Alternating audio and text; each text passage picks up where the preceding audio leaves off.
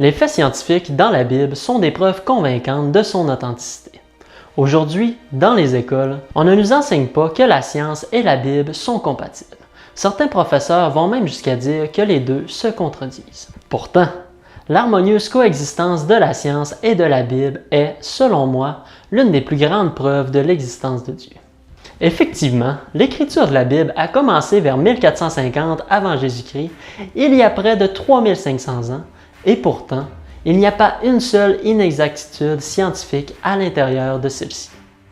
De plus, la Bible contient des faits scientifiques dont nous avons compris l'importance et la profondeur seulement des centaines ou parfois même des milliers d'années plus tard.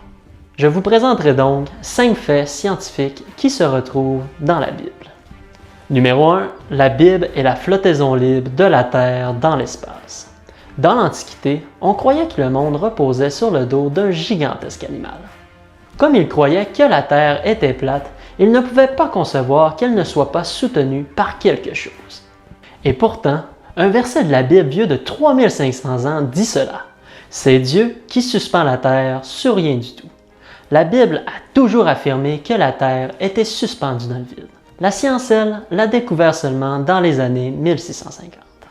Numéro 2. La Bible est la parole de Dieu. Dans la Bible, nous pouvons lire ceci. Par la foi, nous comprenons que l'univers a été formé par la parole de Dieu, de sorte que ce qui est visible a été fait à partir de ce qui est invisible. Une déclaration faite il y a environ 2000 ans. Ceci nous montre que la Bible a toujours enseigné que les choses que nous voyons ont été faites de choses invisibles. Cela n'avait absolument aucun sens pour la plupart des gens jusqu'à ce que, bien sûr, on découvre en 1897 qu'il existe réellement des éléments invisibles que l'on appelle des atomes. Numéro 3. La Bible est la forme sphérique de la Terre.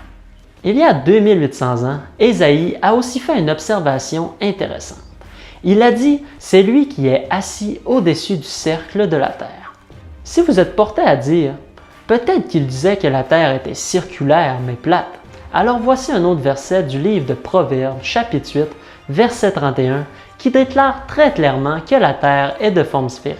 « Jouant sur le globe de sa terre et trouvant mon bonheur parmi les fils de l'homme. » À une époque où la science croyait que la Terre était plate, c'est ce verset qui a inspiré Christophe Colomb à voyager autour du monde. Il a écrit « C'est le Seigneur qui m'a donné cette idée.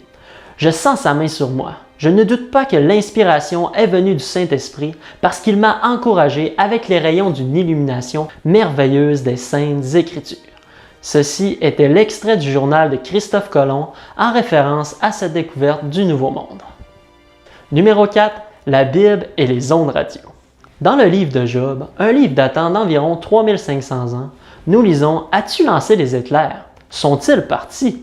Te disent-ils, nous voici? » Ici, la Bible fait un énoncé scientifique absurde. La lumière peut être émise et se manifester en paroles. Eh bien, saviez-vous que les ondes radio se déplacent à la vitesse de la lumière? C'est pour cette raison que nous pouvons avoir des communications radio quasi instantanées avec quelqu'un qui se trouve de l'autre côté de l'océan. La science n'a découvert cela qu'en 1864, 3300 ans plus tard, alors que le physicien britannique James Clerk Maxwell a démontré que les ondes radio et la lumière sont de la même nature, soit des ondes électromagnétiques qui ne diffèrent que par leur longueur d'onde et leur fréquence. Numéro 5. La Bible et l'entropie. 3 endroits différents dans la Bible indiquent que la Terre s'use comme un vêtement. C'est également ce que déclare la deuxième loi de la thermodynamique qui fut énoncée pour la première fois en 1824. Elle est aussi connue sous le nom de la loi de l'augmentation de l'entropie. Elle stipule que dans tous les processus physiques, chaque système ordonné au fil du temps a tendance à devenir plus désordonné. Tout s'épuise et s'use à mesure que l'énergie devient de moins en moins disponible. Un exemple pour illustrer cette loi est une lampe de poche. Si vous laissez une lampe de poche allumée pendant la nuit, quelle est l'intensité de la lumière le matin? Elle est faible, car les batteries ont épuisé la majeure partie de leur énergie. Eh bien, l'univers, c'est comme une lampe de poche mourante. Il ne lui reste qu'une quantité d'énergie à consommer. Cela signifie que l'univers finira par s'user dans la mesure où il y aura la mort thermique de l'univers et donc plus d'énergie disponible pour l'utilisation. Cela n'a été découvert par la science que très récemment, mais la Bible l'avait dit pour la première fois il y a 2700 ans. Comme vous avez pu voir dans ce bref vidéo, non seulement la science et la Bible se complètent, mais la Bible contient des faits scientifiques qui sont des milliers d'années à l'avance sur ce que la science moderne n'a découvert que très récemment. Sur ce, si vous êtes intrigué à lire la Bible, je vous ai mis un lien dans la description.